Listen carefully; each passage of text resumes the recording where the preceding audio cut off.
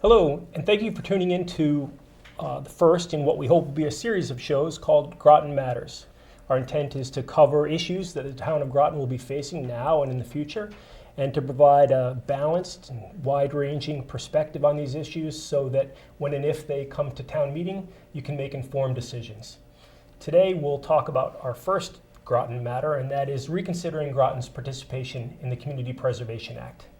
So let me start off by introducing my panel. To my left, I have Bruce Esom. Bruce is a member of the Massachusetts Community Preservation Coalition Steering Committee. To my right is Allison Manoogian, who is the chair of our select board. Further to the right is Kevin Lindemer. Kevin's a resident and an astute follower of our taxation and with really great views on how that taxation might or might not be used. And lastly, we have John Strauss. John is to my left here, and John is another resident in town and has sponsored a number of CPA articles, and so has great expertise to bring in terms of what it's like to go through that process. So the first thing I want to do is review the CPA and tell you what some of those acronyms actually mean, and give you some background in the financials of the Community Preservation Act so that you have a sense for what's at stake here. So, the Community Preservation Act is the result of legislation passed by the state of Massachusetts in the year 2000. It was 6 years later that Groton, as a community, first at town meeting and then at the ballot, adopted participation or agreed to participate in the Community Preservation Act. By agreeing to participate in the CPA, the town agreed to add an additional 3% surcharge on top of real estate taxes in order to fund Groton's CPA fund. Now, the promise at the time was that the state would provide a match for those funds, and that's what led the town of Groton to agree to do this. Now, the Community Preservation Act is known by the acronym CPA, and you'll hear that acronym used a lot today, but there's another acronym that comes into play when we have a discussion about the CPA, and that is CPC. CPC is the Community Preservation Committee. It's the committee that is specified in the state legislative act of the CPA to administer the funds raised at the local level. So the town of Groton, by agreeing to participate in the CPA, had to form a Community Preservation Committee, the CPC. The CPC administers the dollars that come in and administers the applications for use of those dollars and makes recommendations on how to use those dollars. The dollars, the CPA dollars that are raised and matched by the state, are limited for use in a small set of community preservation type projects. They have to be used for either housing, recreation, historic preservation, or open space. And an approval for those projects is a pretty rigorous process, and it involves a recommendation or a review by the Community Preservation Committee against a rigorous set of standards and process. And then the Community Preservation Committee, or the CPC, then prioritizes the projects that meet the standard, prioritizes them for approval, and makes recommendations to town meeting as to which ones it believes should be approved. But ultimately, at the end of the day, only town meeting approves CPC proposals. Now, I want to be sure from Bruce that I've covered that at a high level correctly. Is there anything that we should add there, Bruce? No, that sums it up very well, thank you. Okay, good. Now I want to move on to the financials. Now, can you bring up the financials screen, please, Ashley? I think you'll see on the screen now a high-level set of financials for what the Community Preservation Act does.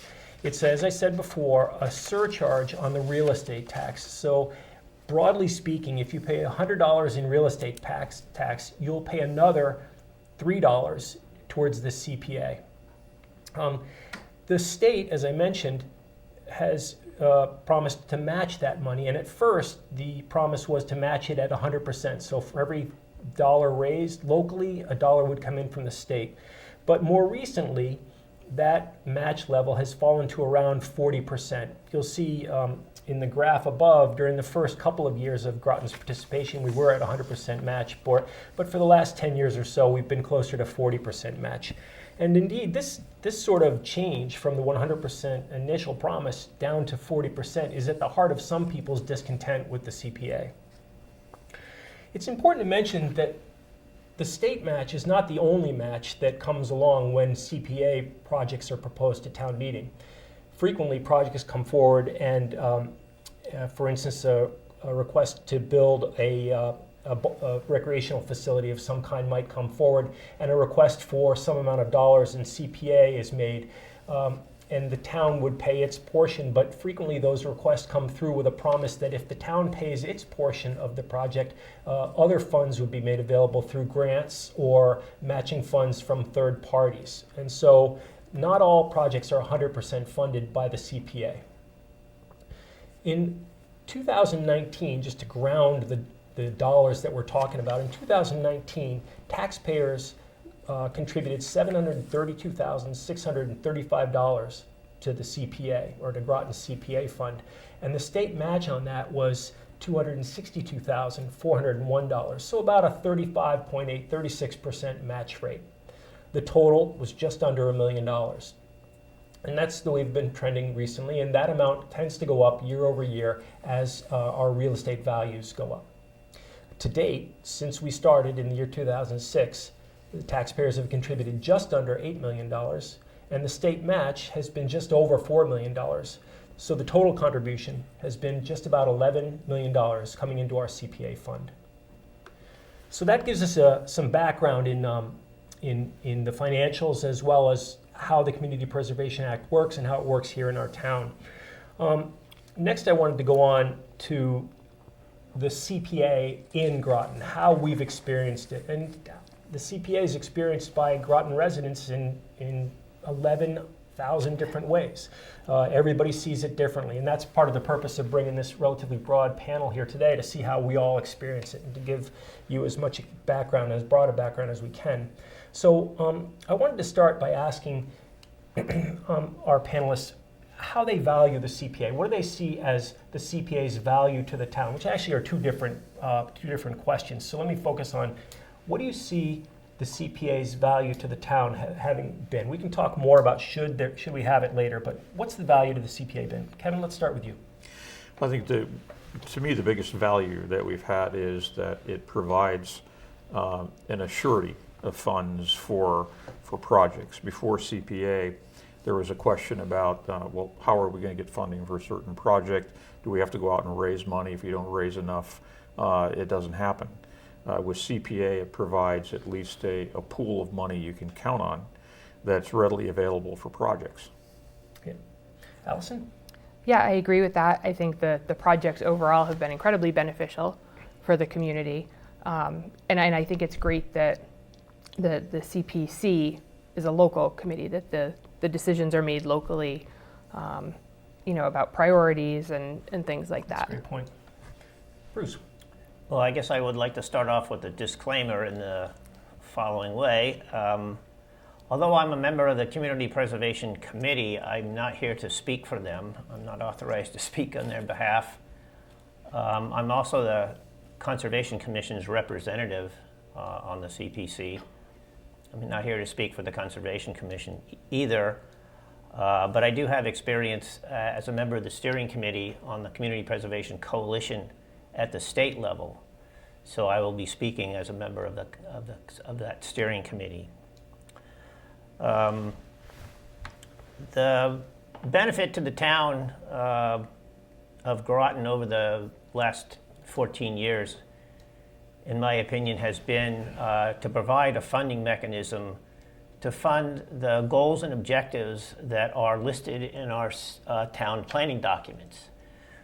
The Community Preservation Committee scores applications that come before them based upon how well they meet the objectives laid down in the town's planning documents. And the town planning documents include the master plan, the open space and recreation plan, and the housing development plan. The town spends many thousands of dollars generating these plans, and without a funding mechanism for the goals and objectives that are in those plans, they're not really worth very much. But if we can use the community preservation plan as we have in the past as a funding mechanism to get those objectives done that the town has said is important to it, I think that works really well. John, how do you see the value of the CPA?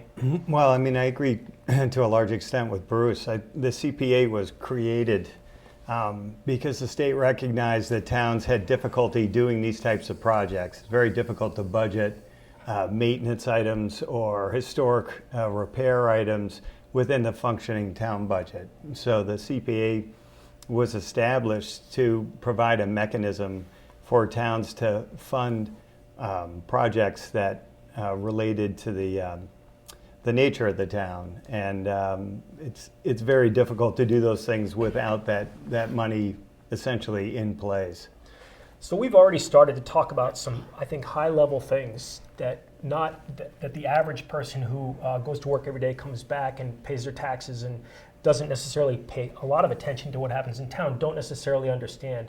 And one of my biggest concerns is making sure that we can provide real information to those people so they can make more informed decisions. And so John and Kevin, you are the closest thing I've been able to come to here for this small audience to the average resident sitting in town meeting, learning about a CPA request and hearing about a CPA request and having to make a decision about that request. So can I ask you to speak from that perspective, trying to remember that you may know more about it than everyone else, but what's it like to sit in town meeting, do you think, and to hear a CPA request come forward? Kevin? I've been in town meetings where a lot of these have been brought forward, and I have to say it's with mixed feelings. There are some that you can say, this is really a good thing to do. Like we were talking about Sarandon Farms a little bit earlier. That was a really good thing to do. But there have been others that have come before town meeting, and you scratch your head and say, was that really the best use of money? They're for at least from my perspective, some of them are marginal, or maybe we shouldn't even fund them. So to me, it's all over the map. There are some that are really good, and then there are others of why are we debating this? It's not a good use of money. Okay. John, what's it like? Well, I think it's very hard to rate projects. I think when you go to town meeting, you're faced with convincing the majority of the people that the project has merit and is relevant. If the majority of the people vote for it, then the majority of the people felt that way. So personal feelings aside, I think the vetting process of the projects is rather extensive, which we'll get into in more detail. But once it gets to town meeting, there's been multiple opportunities for people to voice their opinions in the affirmative or the negative. So You mean prior to town meeting? yeah, there's public meetings that the CPC holds. So you tend to get, and all the boards weigh in on the various projects. So you can really tend to get a kind of a feel for, which projects have broad support and which ones might have a more narrow support. Got it. So let's turn to Allison and ask, what kind of projects tend to get funded at town meeting, and how do they compare to the project, through the CPA, and how do they compare to the other expenditures that the town brings to the town meeting every year that are included in the regular budget? So that's a great question, and I'll just step back for 1 second and say I should have started with the same kind of disclaimer that Bruce did. Although an elected member of the select board, I am here only representing myself. The select board hasn't had any conversations about this in any meaningful way of late. We will be meeting Monday night, actually in conjunction with the CPC, to start some of these conversations and start thinking on things. To me, the CPA projects that have come through, because they have to be in those specific buckets, the categories, there are projects that don't meet those criteria. I think a project to get through the CPC in the CPA process has to have kind of an informed cheerleader. So there needs to be someone locally who understands the process, who knows that project, and who can really kind of shepherd things through. And then obviously the project needs the vote of the CPC as well as the majority of town meeting. Other forms of town spending may have a similar approval process through just a majority of town meeting. Excluded debt would require, a ballot approval, which is kind of another layer of review.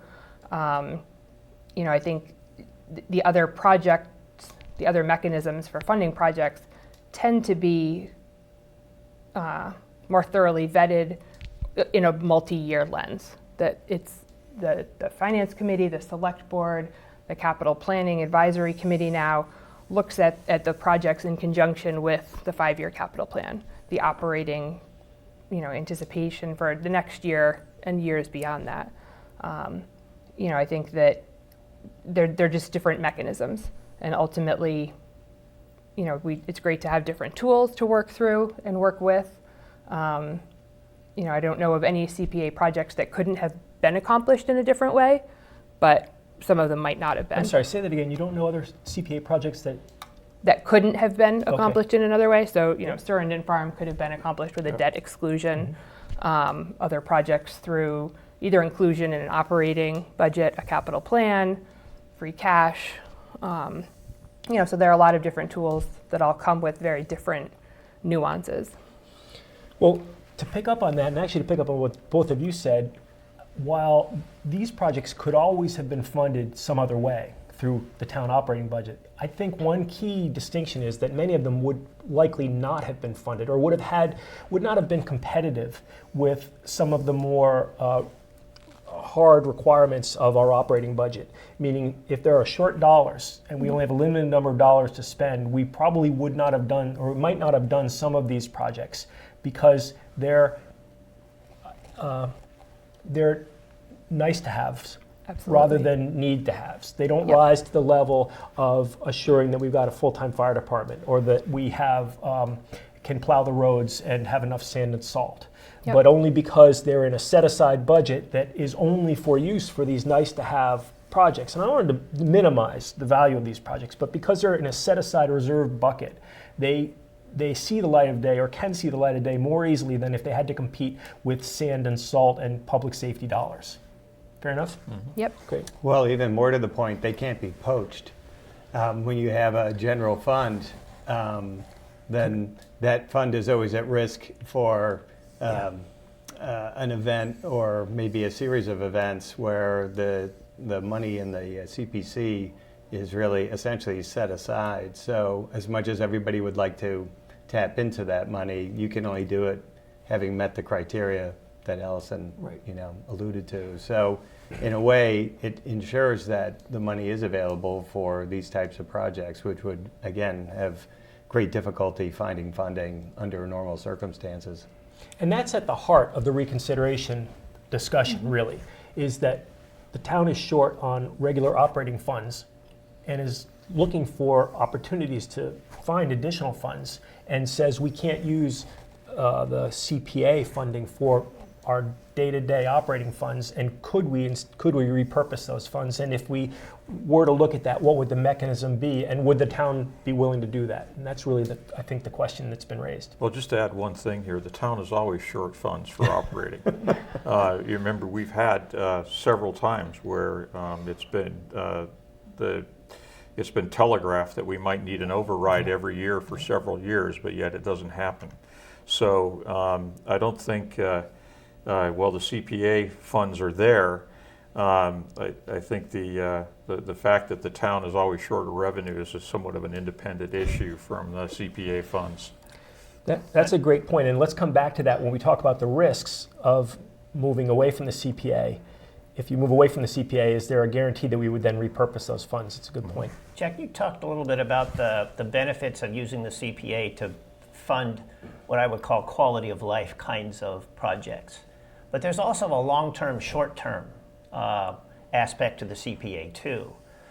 You could imagine if without the CPA, if Surrendon Farm came onto the floor at town meeting, and there was an opportunity to spend some money to buy Surrendon Farm versus fund the immediate needs of the town's budget.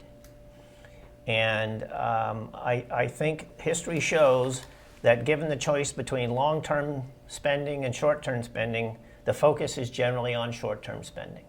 And the CPA is an opportunity for towns to do some long-term planning. As Kevin says, there's a dedicated source of funding for these kinds of projects. And if used well, it can really affect not only the quality of life issues, but also the ability of the town to do some good financial planning. It's a great perspective. I thought it would be useful to go through and show the audience some of the projects that have been funded under the CPA. We opened with a shot of the bridge that was built to, or replaced through CPA funds. But can we bring up the screen 3, which shows sample projects for the CPA? And we can just take a quick look at these, and any that jump out at you as needing some clarification or are particularly noteworthy, please have at it. But 79 projects have been funded through the CPA since its inception in 2006. And they've sort of been all over the map in terms of historic preservation and open space and housing. We have some regularly expended funds. At the bottom of the list is our housing coordinator, whose position, part-time position, is funded exclusively through the CPA dollars. We frequently go to the clerk makes frequent application to the CPA to preserve documents and other artifacts that the town wants to preserve for history. John's quite familiar with the resurfacing of the middle school track, which is an example of a project that was funded through matching dollars. So our CPA dollars went to fund that, and Dunstable contributed their portion of it. I think roughly the same proportion as 25%. they contribute to our schools. Right. Sargentson Beach, many are familiar with and is enjoying a lot of popularity, was funded through the CPA. Sarandon Farm we can get into a little bit, but I think that, if I'm not mistaken, that's an enormous purchase, and that was funded in great part by matching funds. Correct me if I'm wrong, Bruce. The Prescott School, the big school that was used, the big school in downtown in the middle of the Main Street, lots of repairs have had to happen to that school, and because it's an historic building, we've been able to fund the town's obligation to maintain that building through these CPA dollars. So that's an example of using the CPA to accomplish things that we would be able to have to spend operating money and could spend operating money on doing, but we've been able to do it through the CPA because it's an historic project. I don't know where it is on the list here, but the library roof that's being done right now is being funded through the CPA. Another example of a town obligation that's being funded through this fund. Now, here's a great example. There are some granite mile markers. I think they're on 119. And that they were restored, they were inventoried, and a number of them were restored using CPA funds. And there are those who would argue, that was a nice to have, but not by any means a need to have, not something we would spend our next most important dollar on. The list goes on. It was Fitch's Bridge that was shown up here, a beautiful bridge made possible through the CPA. And so I offer this list as just an example of the kinds of things that have been accomplished. Is there anything that anyone wants to add to this list or things that are not on it? I would just make the point that I think there's Thanks. something like That's 79 projects which have all been executed correctly, providing a deliverable to the town, and all within budget, I think, except for one that went over by $100, Bruce, or something like that. So, Yeah, busted the budget. the record is quite good, both for executing the projects and doing them within budget. So the town has realized the benefit of all these projects. I would also say that many of these projects are actually run to a large extent by volunteers. And so the CPA can actually be used essentially as seed money to get volunteers involved. And in terms of bang for your buck, it's nice if you can get a volunteer to do something instead of a paid town employee. The other opportunity that the Community Preservation Act funds provide is access to grants at the state level, including the land grants, the park grants, and recreational trails grants. Those grants are all reimbursement grants. You have to be able to show the grant authority that you can come up with the cash to execute the project, and when it's done, they will send you a check for their share of the reimbursement. If you don't have a source of cash in order to get the project executed, you're basically not eligible to participate in these grant programs, which in the case of Groton has been quite generous. I'm struck by a few things on the list, particularly the words repair, restoration, rehabilitation. when I see those, it implies to me that somebody else had the responsibility to keep those things up and in good condition, but they didn't. And the CPA comes along and it allows somebody else to fix the problem. So in some ways, what this reminds me of is that the governing authorities that were in charge of Prescott or the middle school track or Boutwell House, they had a responsibility to fund and repair those and keep those in good shape, but they didn't. And now the CPA comes along, and we have a source of funds that basically allows these things to be done outside of the original governing authority's responsibilities. So a concern that I have here is that it may enable to cut funding in places that out of the general funding that would normally go to things to maintenance and rehabilitation and things like that. The CPA it seems to me to be an enabling factor that allows general revenue management to say, we don't have to do this, we'll let CPA fund it. And that's a concern that I have when I look at this list. I think that's an interesting perspective, not necessarily one that I disagree with across the board. There's kind of a flip side to that, though, which in looking at the list is some of these projects create an obligation or an assumption of obligation for that ongoing maintenance after the restoration's done. So, for example, right now we're looking at the fiscal 21 budget.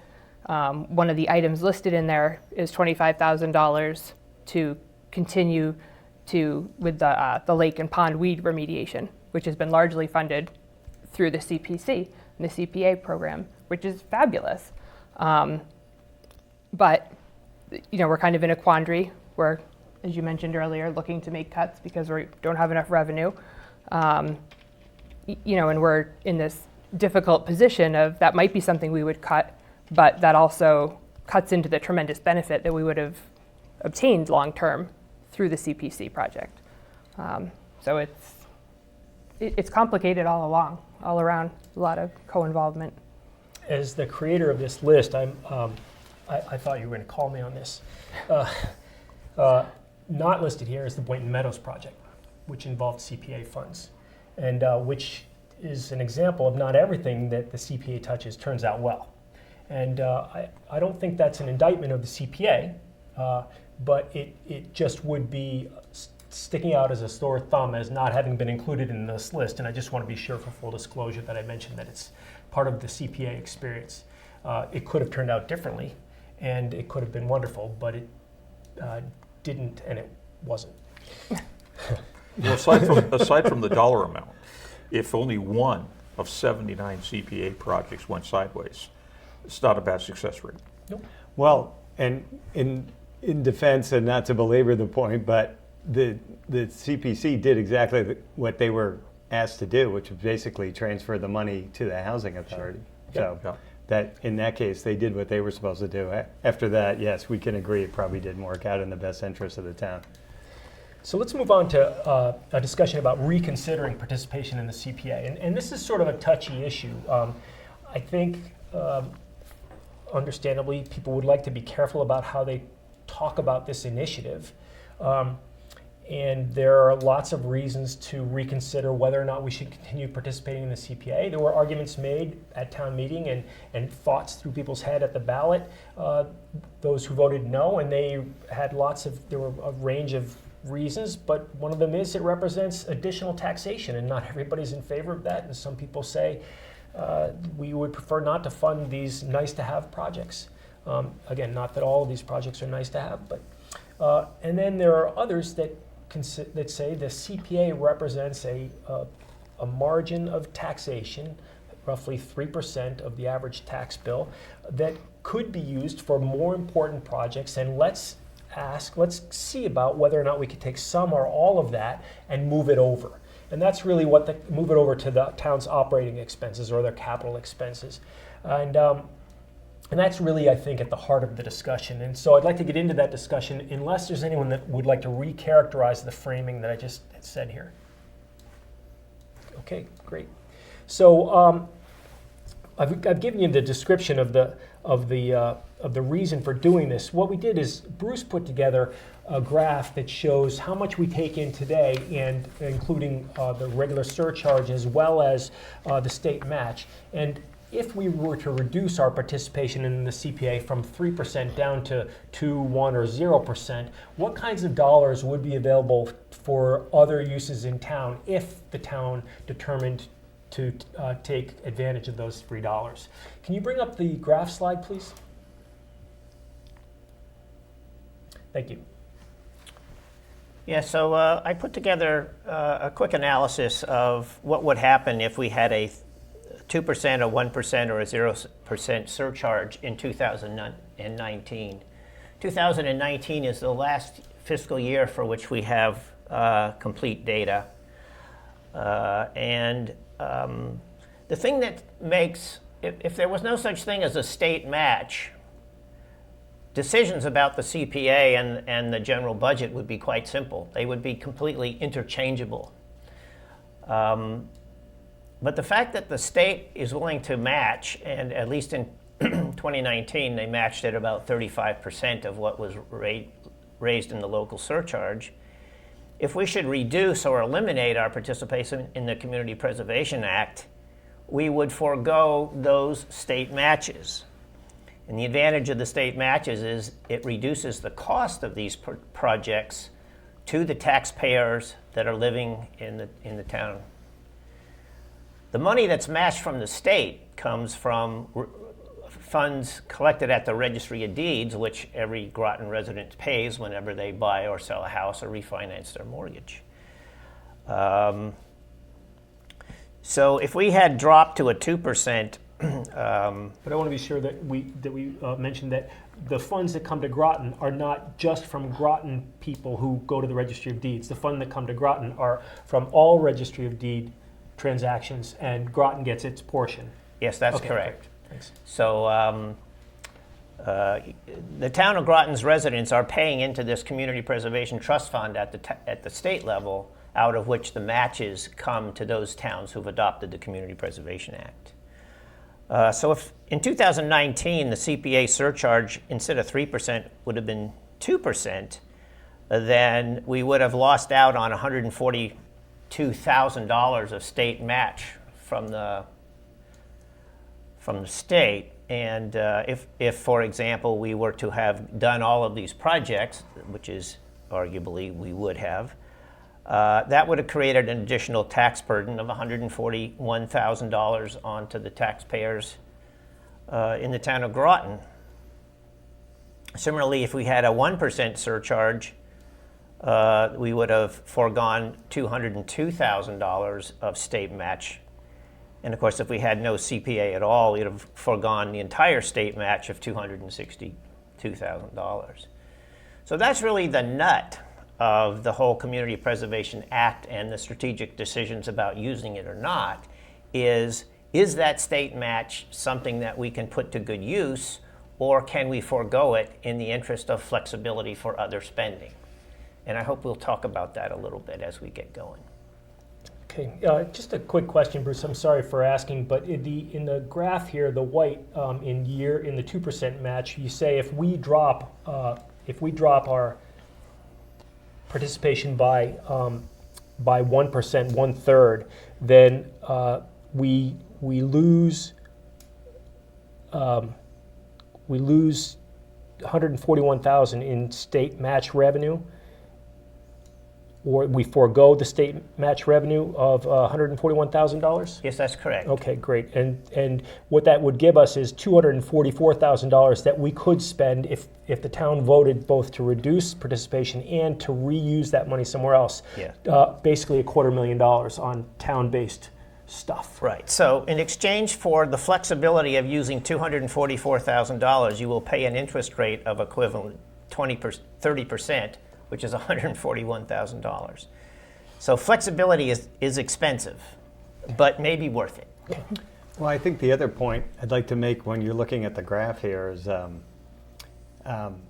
if you get rid of the CPA contributions, the 3% is a surcharge. It doesn't free up money under the levy limit. So to access that money, you would then have to have specific overrides to get at that money anyway. So it's not just the simply clearing space under the cap. This is a surcharge on top of the tax bill, and I think that's an important component here, because when you're talking about freeing up money, you're freeing up the tax burden, but you're not necessarily creating money under the levy limit to then work with. You would have to have intermediate steps to access that funding.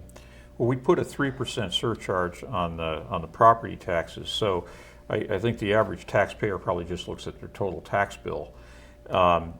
In my view, having that 3% surcharge there, when people look at their tax bill and then they're asked to pony up more money to run the town or the schools, it may make it more difficult actually to increase taxes for other well-needed projects to run the town. Is that okay? I've already got a high tax.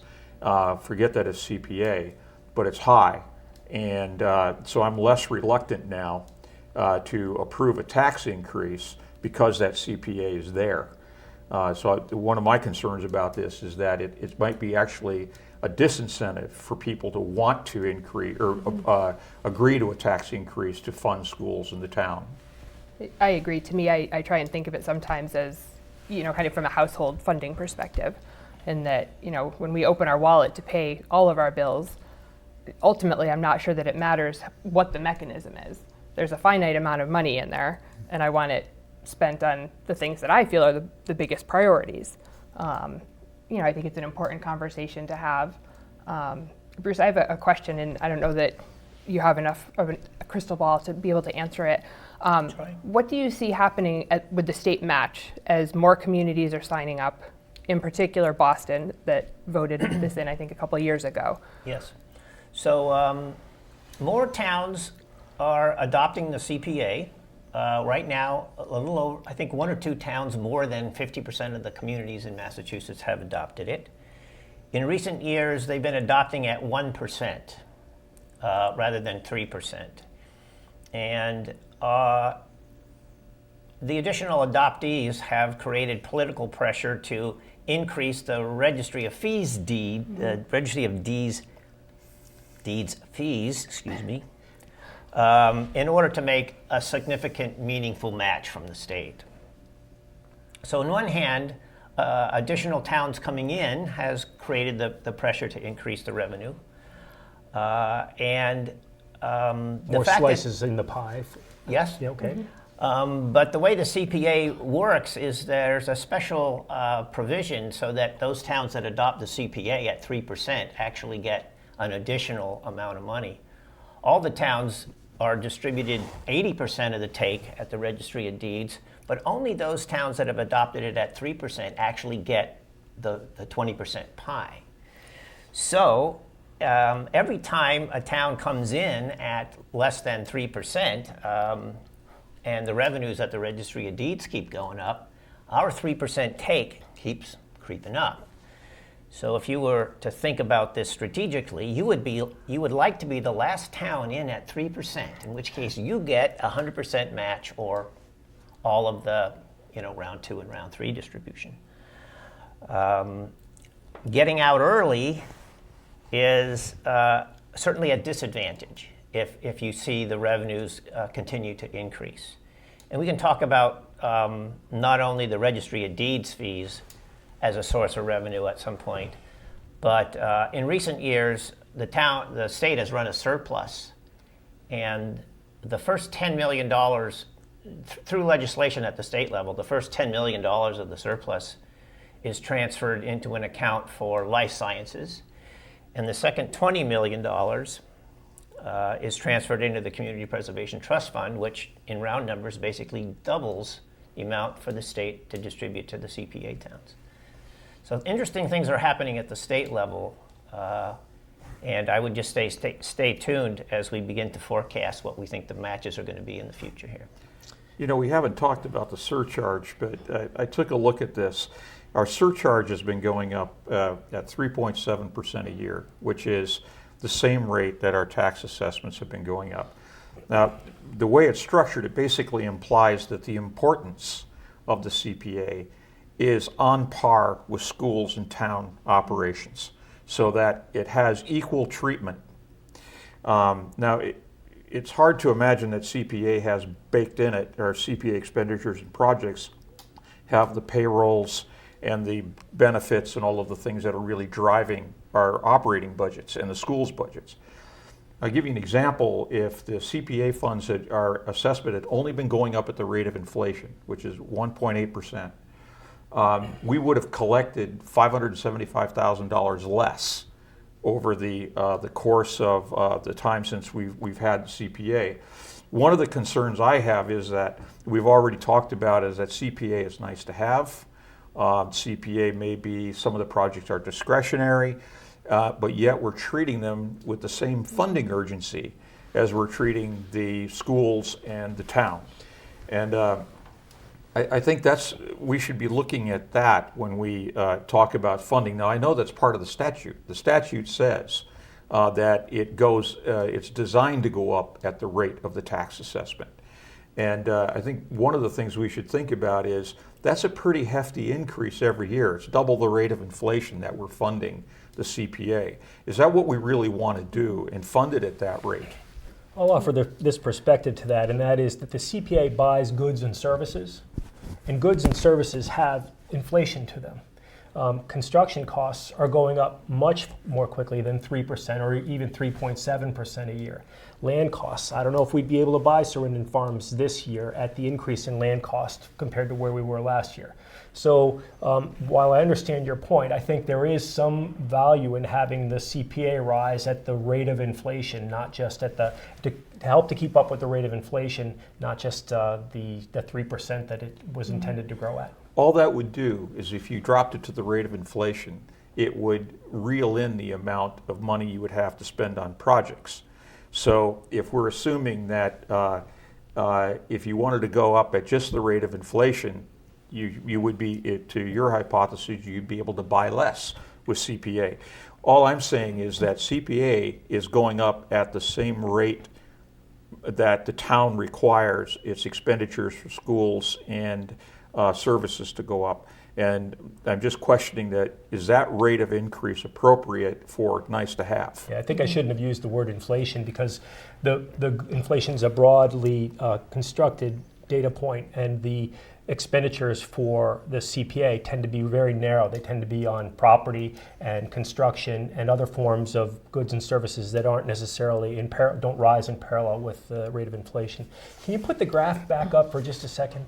I also want to point out that in the scenario where, in all of these scenarios, but most dramatically in the scenario of 0%, if we completely limited participation in the CPA and freed up theoretically $732,635, not all of that would be available because, as mentioned earlier, some of those dollars, most notably the housing coordinator salary, are already being tapped year after year out of the CPA to pay for the town's operating expense. And so I don't know what portion of this it is. It's not a dramatic portion. It's nowhere near 30%, but there's some portion of this $700 and some odd $1,000 that would not be available because we're already spending it year over year. I'd also expect the Conservation Commission to come to town meeting without the CPA and ask for essentially 100% tax revenue transfers to the Conservation Fund rather than, getting some assistance from the state through the surcharge. Well, and I think Bruce brings the point, and which, there's a couple different ways to look at it. Obviously, you could cut my tax bill in half, and I would say I'm still paying too much in taxes. So 3% isn't, in my opinion, an enormous game changer, but it all adds up, right? We're all doing the best we can. I think one point that I think in any of these discussions is, what has the town realized? I mean, we've realized $4 million on a $7 or $8 million investment. There are very few things that the town could invest in that would yield 30 or 40% return. Yep. We have leveraged the tax money into enormous funds that we've used to the benefit of the town. So it's not just freeing up tax revenue, you're losing the opportunity to get a 40% return on your investment. And to me, what's relevant here, looking at these 79 projects, is that we've had a consistent supply of projects that have merited funding at some level, and that as long as those projects continue to come forward, the question is, do we pay them straight out of tax money? Do we not do them at all? Or can we get, or is it relevant or prudent for the town to attempt to get the 40% match as part of the CPA? So I want to close out this discussion or description of the opportunity with some points that Allison wants to make, and then move on to a taxpayer perspective on this. I appreciate that. So I think it's great that we've gotten the state match and we've done some amazing projects and programs. I think at some point, however, just as you would with your home budget, there may be things that even though they're worthwhile, even though they're priced affordably, even though they're beneficial to have, we simply can't afford to have everything. To me as an individual, I think that's where we're heading, if not where we're at. And to me, these nice to haves, some of them, may still be viable, but we need to be scrutinizing them more so.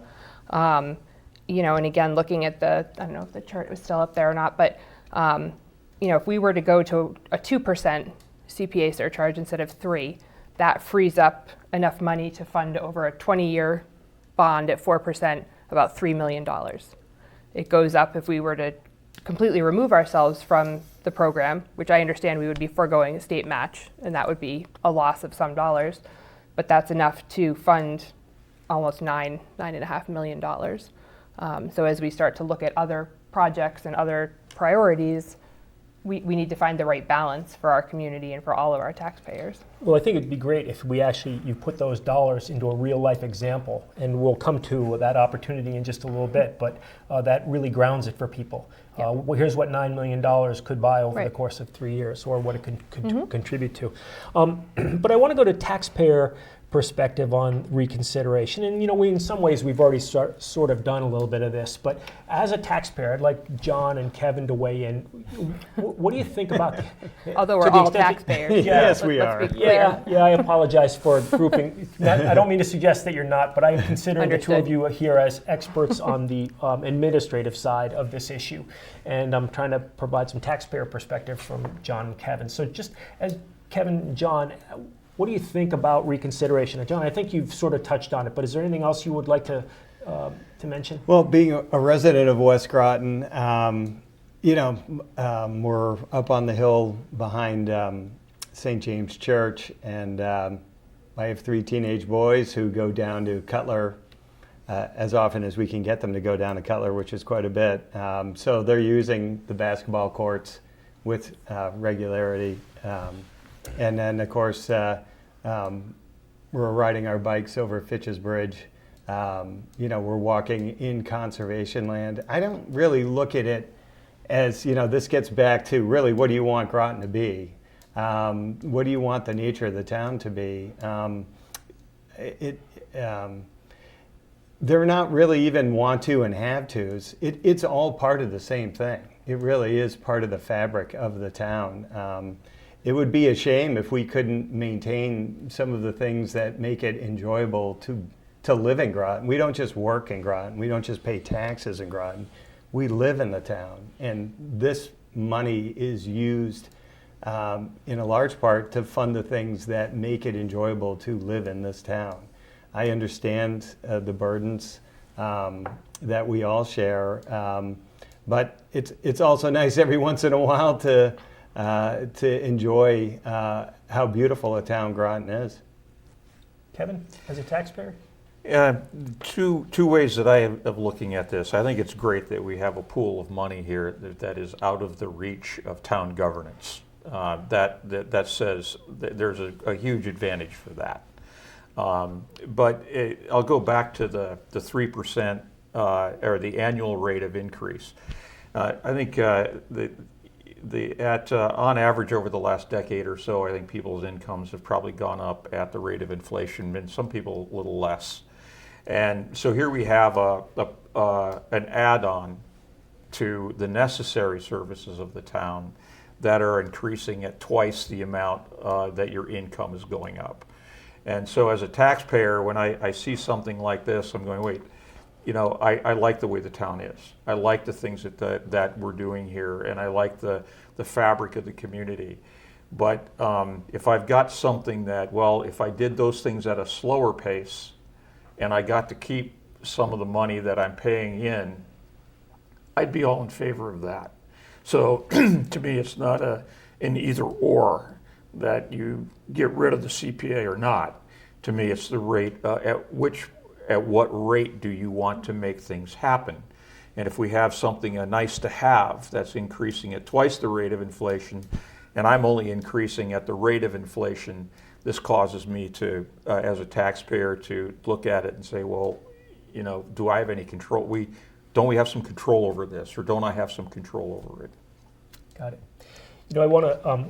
I had a miss in the financial piece here. I should have put in, and that is what is the average taxpayer contributing every year to the CPA? And so, just keep me honest here, Bruce. The average tax bill in town is $8,000 and for the average $400,000 home. And so, rough numbers, 3% of that would be $240 a year is the average contribution for taxpayers. Well, we do have this exclusion of the first $100,000 of assessed value, so I think it's closer to $150 a year. Okay, thank you for that perspective. So there's some perspective, right? If that goes up by 3% a year or 3.7% a year, it's a matter of a couple of dollars. If we were to argue what the rate of growth should be. Next, I'd like to turn to town official perspectives on this. And again, Bruce is not here as a town official, but as someone who's deeply familiar with the mechanics of the CPC and the CPA. But I want to start with Allison. Your perspective as a town official on the CPA relative to the budget drivers, Yep. the things that drive our budget, and how could the CPA contribute? And I know we've covered some of this, but I wanted to start us off with that perspective. Sure. So to me, the CPA is more so in conflict, although that's not quite the right word, but with capital spending. That the operating budget probably doesn't right now at least have the flexibility to absorb these kinds of projects. That's not really an apples to apples comparison so much. To me, I look at, we've recently funded the fire station, the new DPW garage, the library roof, the senior center. We're going to be asked for some sort of project to rebuild, remediate Florence Roach. That's going to be tens of millions of dollars. The water ratepayers are going to be asked in Groton to fund a treatment plant, and I recognize that's not through the tax mechanism, but again, when I open my wallet, it's all coming out of that same pool of money. To me, if we were to go to a 1% CPA contribution, that would have given us the ability to fund the senior center and the library roof together without any excluded debt need that wasn't covered by that amount. And it starts to add up. I think that, ideally we could and would be able to afford and want all of this, but I'm not sure that's the reality for where we're at right now. Bruce, as someone quite familiar with the CPA administratively, how do you see the CPA? I think it's up to the CPA to justify itself to the voters and particularly to the taxpayers of the town to show that the value that they get for their money and the state match that comes with it is worth paying for. Some people just take a look at the total tax on the bottom of their tax forms, and that's all they're concerned about. But other people take a look at what they're paying for and what they get. And really, you need to take a look at both sides of the ledger. Certainly what people pay is the easy part of the ledger to understand. And I think it's up to the Community Preservation Committee and others in town who are supporters of it to make the case that this is something that we should keep and perhaps adjust depending on what we think the future needs of the Community Preservation Act related projects are. In other words, you need to tune the amount of revenue that you generate through the CPA surcharge and state match to the level of projects that you think are going to come in the future. And we don't really know what that level of project is coming down the pipe until Sarandon Farm is retired. And my recommendation would be to retire the Sarandon Farm debt, hold on to the surcharge for at least a year or two, and find out what level of CPA projects are coming forward and to what extent they appear to be nice to haves versus basically funding other things that would be in the budget anyway without the state match. And then make an informed decision about where we want to go. So let me see if I want to pick up on that point, and that is, I think what I hear you saying is the Sarandon Farm component is sucking up a great big amount of the current CPA dollar availability. And because what is left is really only for smaller projects, we may not have seen people come forward with opportunities for big projects like a Sarandon Farm project, like a Gibbet Hill project. And that once those dollars are available, we may see a demand for these things, and we may see that we've already accomplished all the big things that we need to accomplish in the town of Groton, but we won't know until the opportunity becomes a reality, and it's not a reality today. The Community Preservation Committee, by practice, will not send applications to town meeting for which there is no money. And so if you just look at the projects that are coming forward, that's not an indication of the demand for CPA-related projects. That's basically a screened list of those that are available for funding. I'd like to elaborate even further on what Bruce said, though, and to pick up on Allison's point. There's a lot of things that are have-tos that could be funded. The library roof, if we had had sufficient funds, could have completely been funded through the CPA. So when you listen to that, it's not just the CPA tax surcharge, it's the 40% that we get from the state. So it's really $1 of our money gets $1 of state money to do something we would have had to do anyways. That wasn't a want to, that was a have to. Other projects like the middle school track, we leveraged both CPA money and regionalized it and got Dunstable's contribution. But there's other facility work. There's the high school track, which is going to have to be resurfaced at some point. There's the high school tennis courts, which may require attention at some point. So I don't really look at it as hamstringing the town's capital planning. What the town really should do is look to the CPA, especially once we discharge the Sarandon Farm debt, and say what of these projects could actually be funneled through the CPA and qualify for the 40% state match. I think that's a great way to leverage town money. Yep. I wholeheartedly agree with that idea. I think that there's room, and has been for years, for a lot more overlap between the municipal need to have projects and what's being funded through the CPA. To me, as I hear about the state match and stuff, it's very compelling. It's been incredibly compelling for the 15 years that we've participated in it. We have an opportunity potentially next year coming to us to get a 49% match of state funds for eligible funding for eligible pieces of the Florence Roach project. So, maybe it's the right time to be talking about this, to look at that. And, okay, they both come with a state match. We've done this for a long time. Maybe we scale this back a little bit and turn in a different direction that does offer us a better dollar for dollar state contribution. I don't know. I don't think there's a right answer at this point. So you're suggesting that the dollar contributed to the CPA today, matched at a 38% level today, could be swapped for a dollar contributed to Florence Roach, matched at a 45% level. Right. But that Florence Roach match would be a 20-year obligation, let's just say. It would have a 20-year benefit. Right. The CPA would have an unlimited benefit, correct? Meaning until we decided not to participate in the CPA. Yes, Okay. and I don't think it's, yes, if we were to make changes now and never look at them again. Okay. I would advocate for maybe it's time to scale back CPA, look at Florence Roach, and then in another 15 years, maybe it's time to go back the other direction. Okay, we can talk a little bit about, in fact, coming up next is the mechanics of the CPA, and we should talk about that, because Yep. going back in another direction is really part of the consideration. Absolutely. Right, so I want to give a quick description of the mechanics of reconsidering CPA. And again, Bruce, please keep me honest here. So if we wanted to change our contribution to the CPA, either by reducing it in part or in whole, there's a process we'd have to go through.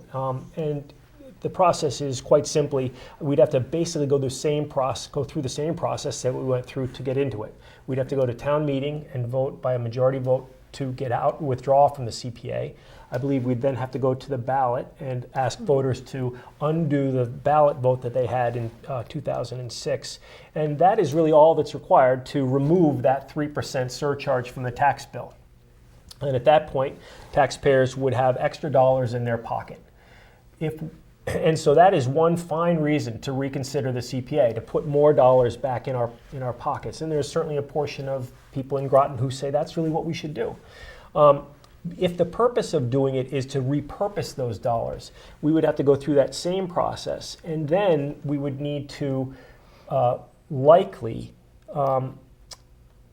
have an override that would allow us to say, all right, now we would need an override for X amount, and that amount, let's just say that amount is a 3% bump in your taxes. It just so happens that you just got a 3% reduction in your taxes. Will you approve an override because now you have that 3% extra in your wallet, and will you approve committing to us to always spend these dollars, these same dollars? And we will be far less restricted in the dollars that we spend. Those are the mechanics of this. You got to pass a removal or a reduction at town meeting. You got to pass it at a ballot, and then you have to take then you have to go to a ballot vote to do it. I'm sorry. Then you have to go for an override to do it. I want to point out the one risk in that, and that is if you're doing this because you want to reallocate money to operational or capital costs, you are betting that the town will vote to approve an override. You are betting that people will say, I trust that you will use this 3% wisely. If I agree to take it away from going into the CPA and into the general fund effectively. And that's by no means a gimme. I just think that's an important thing to point out as we decide whether or not we want to move forward with this. Is there anything about the mechanics that I just described that is incorrect, Bruce? I would just add that there's actually two paths to either eliminate the CPA or reduce the surcharge or change the exemptions. The first path is majority vote at town meeting and then majority vote at the ballot box, which is the mechanism that we use to get into the CPA in 2004. The second is you can bypass town meeting if you can get a petition signed by 5% of the registered voters in town and then go to the ballot box. So you can avoid town meeting by basically canvassing the town to get 5% of the registered voters to sign the petition. Roughly 1,500 registered voters? No. It's got to be bigger than 7,000, I think, 7,000, registered yeah, voters. yeah, So, yeah. So 5%. I think too, it's worth pointing out, Jack, if you're concerned with that risk, there's no reason that one couldn't have an override to secure funding and then reduce the CPA. I mean, it comes with different risks and benefits, but. I'd have to get my head around that one. Absolutely. Yeah. I'd just like to take a point here, though. The reality is that funding Florence Roach doesn't eliminate the obligations of the town to support the other infrastructure projects. So you can sit there and say, well, fine, we need this money to fund Florence Roach, but the high school is still going to have to resurface their track. And the library might still need work, and Prescott might still need work, and they might need new tennis courts somewhere, and they might... All of those things could have been subsidized by a rate of 40% if you stayed in the CPA, or at 20% if you stay in it at a lower rate. Again, I'm not sure it's really an either or. Those projects don't go away. Absolutely. And so I think the town and really the schools to some extent, and one of the reasons why I did the track project and went to the school committee was to demonstrate to them that this was potentially a funding source for some of these projects, and that again, combining with Dunstable, who are very receptive to the regional projects, is another avenue for capital planning where you are guaranteed at some level a state reimbursement. And I think rather than looking at it as either or, it really should be an integrated approach to how do we look out beyond just Florence Roach and look at all the other things that need to be done and investigate the mechanisms to which those could be funded. I think you just raised a good point by pointing out all of the other things that need to be done. If we're going to reconsider the rate of participation or participation at all, I think one of the things that has to be done first is to say, is the need still as strong as it was when we adopted the CPA in the first place? A lot has changed in the last 15 years. We're very close to build out. We've spent a lot of money on a lot of things. There's only so much more open space that's left available. So I think for one of the things that we should be looking at if we're going to look at changing our participation, is to come to some determination if the need is the same or if it's changed, in order to justify any kind of change in the participation. We need to know, is that need now different than it was 15 years ago? I'll have a roundup in just a minute, but I was hoping that maybe we could bring forward an example or two of what, and you sort of touched on this, and Yep. if you have a more concrete example or want to elaborate on the one that you did, or any of us, if we were to reconsider the CPA, drop by 1% or entirely, what would we be able to do? Because it helps to ground things in opportunity. Is there anything to add to the example you brought up earlier? No, I mean, I think that that's one example. It could be any number of things. Certainly another option would be to look at putting that savings locally directly into operating for the municipal as well as for the schools. And then, you can reduce it to a set number of teachers. You can talk about salaries. At this point, the town manager's proposed budget that came to us at the end of December means that we need to cut about $300,000 on the municipal side to get to a non-override situation, if you will. We're committed to doing that, and we think we can do that. But just going to 2%, if we wanted to, that almost gets us there. So a drop of 1% would fund the $300,000 overage this year in our Right. operating budget. And you divert that 1% to the general fund. We don't have any, as John was highlighting earlier, it would need to be done through Right. a complex set of steps. And those mechanisms would all need to be figured out and pondered over to identify the risks and benefits. But in terms of the size of your pocketbook at home, yeah. Yeah. Well, I want to be clear that 1% drop would, I think, make $244,000 available. Right. But as I pointed out earlier, that $244 includes money that is already being spent for operating expenses that are in this budget that are part of the $300,000 overage that we're talking about. The salary for the housing coordinator, for instance, let's just call it a $30,000 line item. Yep. That would suck up $30,000 out of that, Right. roughly, 1/8 of that dollar amount. So it would leave roughly $200,000, which would still leave Right. us $100,000 short. And what that would mean is we would reduce our participation in the CPA by 1/3, and we would continue business as usual today. That's correct? Absolutely. Yeah, so we wouldn't be gaining anything by that, and arguably we'd be losing something by that. Yeah, I hate to it's all a sound like question an of- advocate for the CPA, but And I'm not advocating that we Yep. do that. Yep. I think it's all about priorities and kind of predictions Yep. for the short and long term. To John's point, if you reduce by 1% and you somehow are able to transfer that money over to the general fund, it's not, the CPA isn't losing $200,000. The CPA is losing $280,000. So in the state grant. So the trade-off is not, if we need $200,000 in the general fund, Right. and you're going to take it out of CPA, you're really saying that I'm willing to spend $280,000 for the to do that, privilege. for the privilege of being able to do that. Yeah, it's not a zero-sum game, it's a Exactly. negative-sum game. Yep. Yep. This is sort of the example I was thinking of when I asked for examples. If we dropped 1% and saved $240,000 a year, assume $40,000 a year goes into other operating expenses that we have today. So we basically have $200,000 a year to spend. We could probably hire 2 new teachers. Yep. At that rate, and not to inflate the teacher value, but the total operating cost or total carrying cost of a teacher, rounded up to $100,000, Yep. and you're pretty close.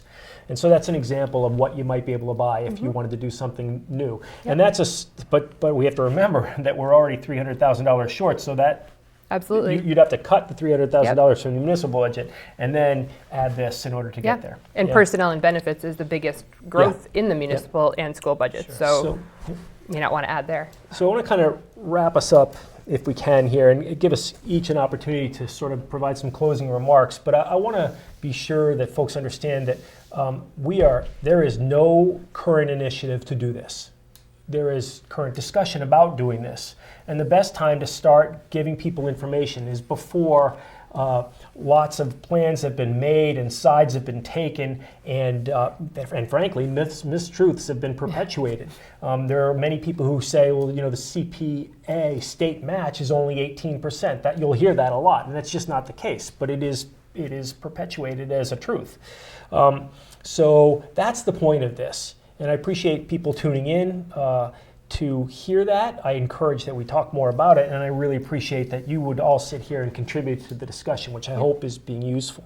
Yeah, and folks, again, I just want to reiterate, we would cordially invite everyone to come to the CPC Select Yeah. Board meeting on Monday and partake of this conversation as Yeah. it continues. So begins. I wanted to just take time to go around the table and get closing thoughts from each of you. John, you start us.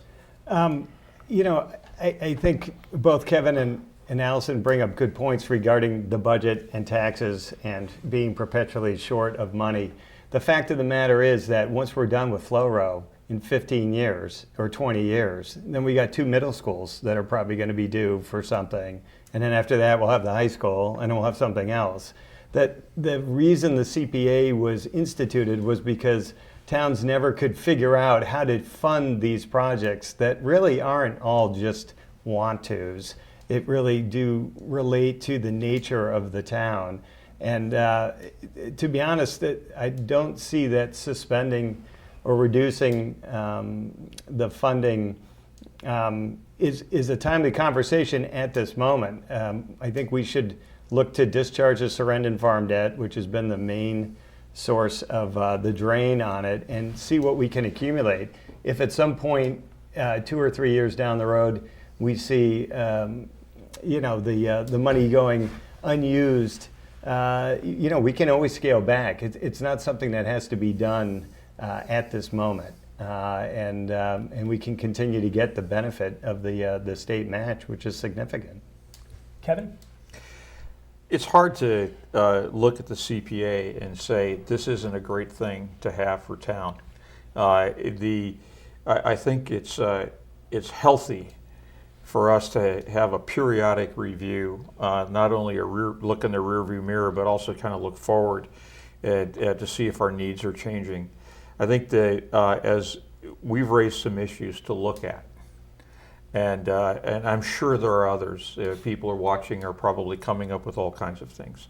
So I think opening this debate for a sizable, it's a 3% of our taxes that we can have a discussion about without involving the rest of the town budget. I think it's appropriate to have this discussion and debate what the issues are. I think this is probably a good time, and looking back on it, maybe we should have done it sooner, but I think the Sarandon farm, rolling that off, that is the great point to be prepared for when that happens. Thank you. Bruce? Yeah, a lot's changed in the last 15 years, not only at the state level and the change in the match from 100% in the early days to the sort of 35 to 40% today. And of course the town has changed too. I did watch the videotape of the town meeting in 2004 where we adopted it. Everybody looked a lot younger in 2004. And a lot of the faces that spoke at that meeting aren't actually around anymore.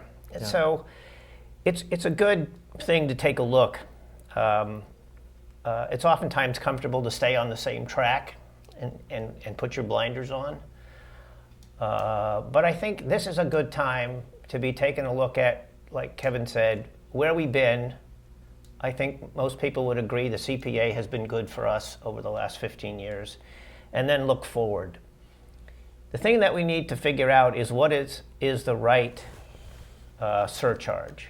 And I don't know the answer to that yet. But the piece of information that I would like to have while I'm making this decision is what happens to the CPA for 2 years after the Surrendon Farm debt service is paid off. That would be a good time to begin a real assessment about what the town thinks its needs are.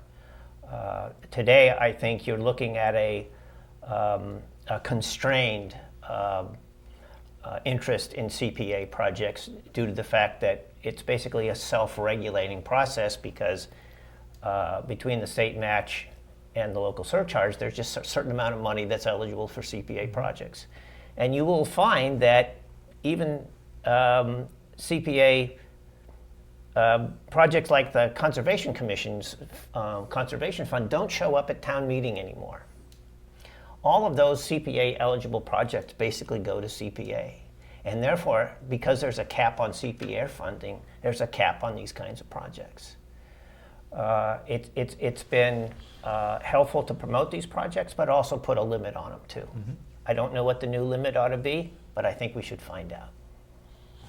Allison, how would you wrap us up? Yeah, I think that there's been tremendous discussion here tonight, and I appreciate the opportunity for that. I think it needs to continue.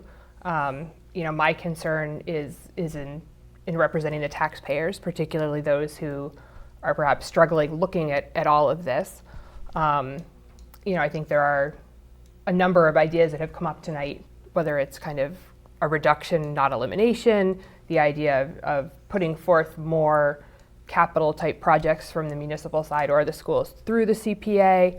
There are so many good opportunities that will continue to come out of these programs, and I'm confident that the community as a whole can look at this all and wrap our heads around it and decide how we want to move forward.